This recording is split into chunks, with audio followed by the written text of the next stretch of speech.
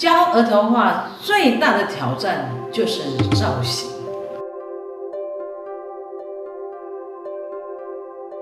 嗨，大家好，我是美人鱼老师。孩子的造型是随着他的年龄、心智，教学者在拿捏的准则是大大的不相同。不像学习语文、音乐、游泳等等才艺，都有一个模式套路。像英文都是从26个字母发音开始，不管是大孩子、小孩子。再来音乐也是从哆瑞咪哆瑞咪的键盘开始训练。再来，往往对孩子的心智成长的破解很多美术老师也会误碰模式套路来制约孩子的表现力。爸爸妈妈在误碰下，就很容易用大人的观点来制约孩子的想象力。这时，孩子的创造力就只好进入坟场了。哦，惨了！现在我们就来聊聊，对于不同年龄心智的孩子，在造型的引导与提示重点，我们该如何处理，让孩子得到最妥善的表现呢？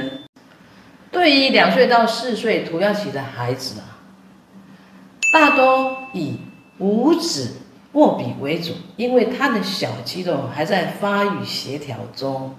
约2岁的孩子，他是以运动为主，在反复的动作中是完全没有创作造型的意图。约3岁的孩子，常常有反复的运动，慢慢有了控制的意图，后来发展圆圈圈的线性。所谓的投注人的描绘就是这样子诞生的。接下来跟大家聊聊约4岁孩子的造型那是非常重要的。如果往后你的孩子的造型要像活水般的活络，或是像死水般的淤塞关键时刻就在4岁，请大家慢慢听我来分解。4岁是小班的年纪，生活基本能力大都已经具足了，父母亲都好希望自己的孩子能赢在这个起跑点，所以很多的学习从此就展开了。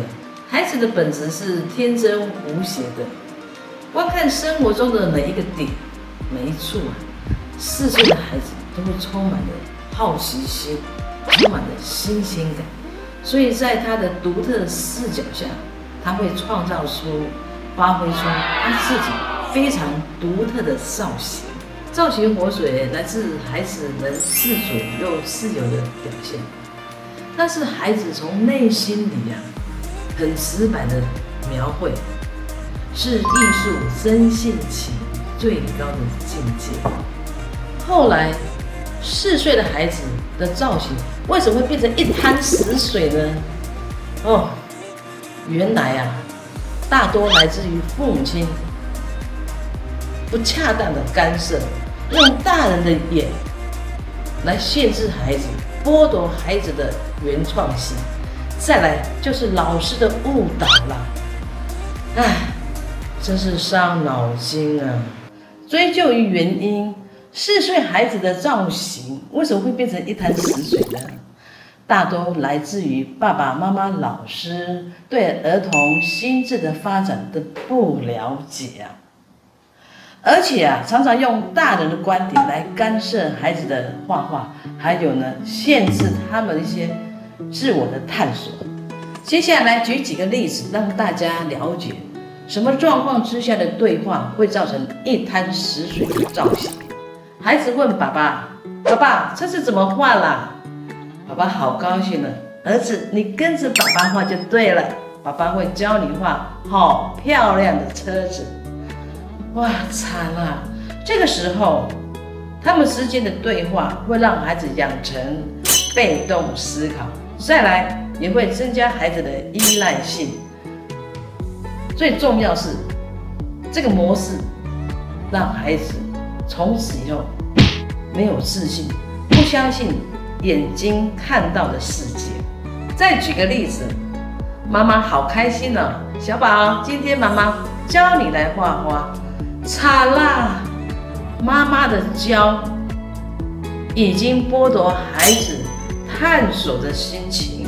再来，在孩子的眼光中，爸爸妈妈都是最棒的。所以呢，当妈妈教他画花的时候，这种一样画葫芦啊，它永远花就长这个样子。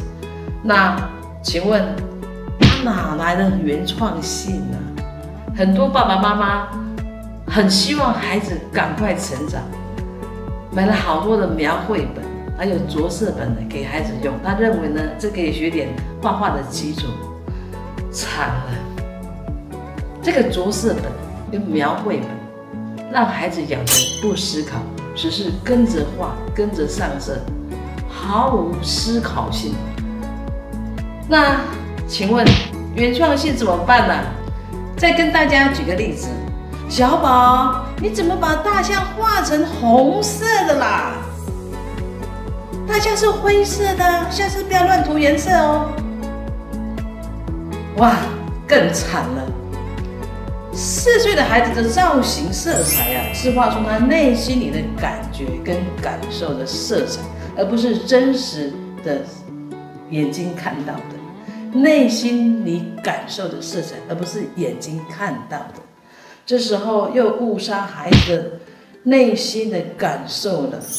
那美人老师，你说4岁的孩子，他的造型像活水般的活络，那到底长什么样子呢？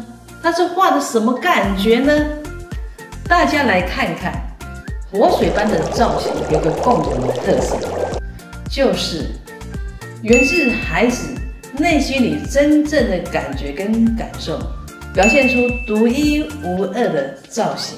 你会发现这些造型充满了新鲜感，还有呢新的视觉。怪不得毕卡索说他用一生的时间在追求像孩子般的画画，就是这种纯真、天真、无邪，还有自由自在嘛。各位朋友，美蕾老师在儿童美术教学上已经有30多年了。后来发现，儿童美术教学不是困难，是你要先去了解每一段年龄层孩子所给予的准则是不同的。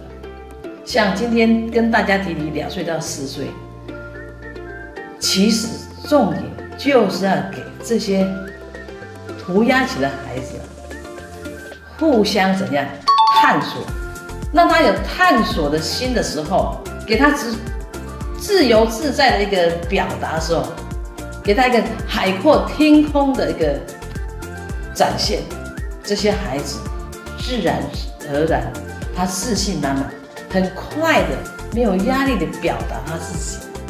大家一起努力，在往后对每个年龄层我还会一一的介绍，请大家多关注我们的平台，谢谢。